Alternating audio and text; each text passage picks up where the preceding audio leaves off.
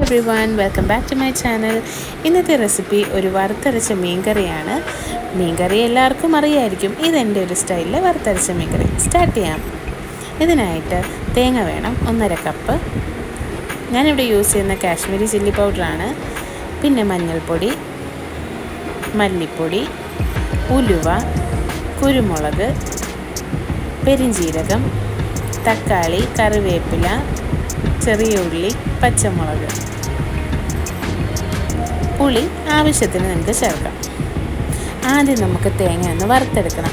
ഇതിനായിട്ട് ഞാൻ തേങ്ങയിലോട്ട് കുരുമുളക് ആഡ് ചെയ്യുന്നുണ്ട്, ഉലുവ, പെരിഞ്ജീരകം, ചെറിയ ഉള്ളി, അടുത്ത് കറിവേപ്പില. ഞാൻ ഒരു പാൻ അടുപ്പത്തോട്ട് വെച്ച് തേങ്ങയെല്ലാം ഇട്ട് മഞ്ഞൾപ്പൊടി ഇട്ടതിന് ശേഷമാണ് ഓർത്തത് വീഡിയോ എടുത്തില്ല എന്ന്. സോ നിങ്ങളും തേങ്ങ ഒരു പാനിലോട്ട് ഇടുക. ഈ മിക്സൊക്കെ ഇട്ടതിന് ശേഷം 1 സ്പൂൺ മഞ്ഞൾപ്പൊടിയും കൂടെ ഇടണം.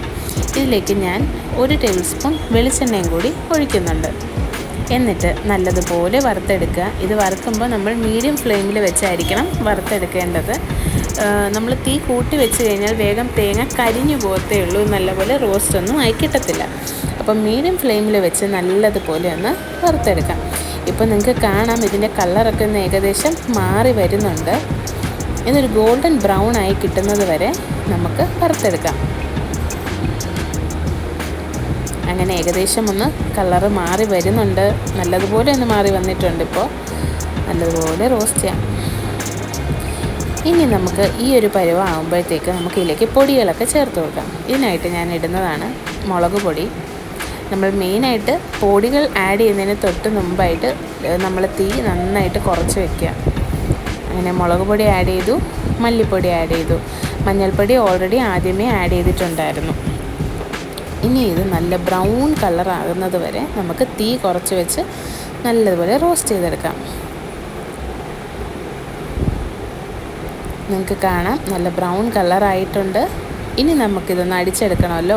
അപ്പം ഇതൊന്ന് നന്നായി തണുക്കട്ടെ, അതുവരെ നമുക്കൊന്ന് വെയിറ്റ് ചെയ്യാം. നന്നായി തണുത്തിട്ടുണ്ട്. ഇനി നമുക്കൊരു മിക്സിയുടെ ജാർ എടുത്തിട്ട് നമ്മുടെ ഈ മിക്സെല്ലാം ഇട്ട് കൊടുക്കാം.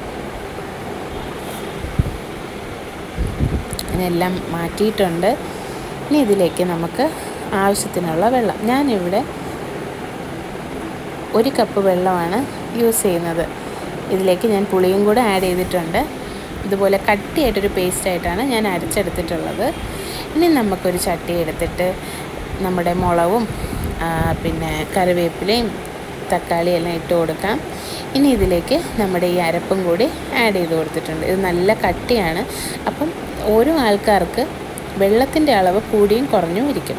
അപ്പം ഞാനിവിടെ ആഡ് ചെയ്യുന്നത് ഏകദേശം ഒരു 2 കപ്പോളം വെള്ളമാണ്. നിങ്ങൾക്ക് വേണമെങ്കിൽ 2 കപ്പ് ഒഴിക്കാം, ഇല്ലെങ്കിൽ കുറച്ചും കൂടി കൂടുതൽ ഒഴിക്കാം, കുറയ്ക്കാം, എല്ലാം ചെയ്യാം.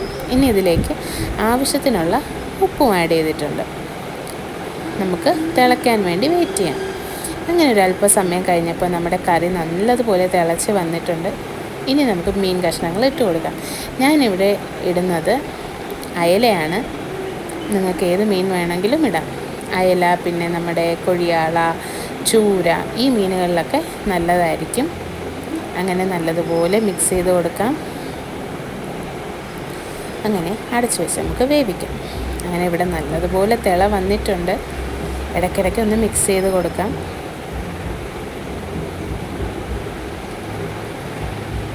ഇല്ലെങ്കിൽ അടിയിൽ പിടിക്കും. അതുകൊണ്ട് വീണ്ടും നമുക്ക് അടച്ചു വയ്ക്കാം. അങ്ങനെ ഒരു അല്പസമയം കഴിഞ്ഞ് തുറന്നിട്ടുണ്ട്. നമ്മുടെ വറുത്തരച്ച കറി റെഡിയായി എന്നറിയുന്നത് ഇതിൽ മേളിൽ നല്ലതുപോലെ എണ്ണ തെളിയും. അങ്ങനെ ഇവിടെ തെളിഞ്ഞ് വന്നിട്ടുണ്ട്. നമ്മുടെ കറി റെഡിയായിട്ടുണ്ട്. ഈ വീഡിയോ നിങ്ങൾക്ക് ഇഷ്ടപ്പെട്ടെങ്കിൽ ലൈക്ക് ചെയ്യുക, ഷെയർ ചെയ്യുക, സബ്സ്ക്രൈബ് ചെയ്യുക. Thank you.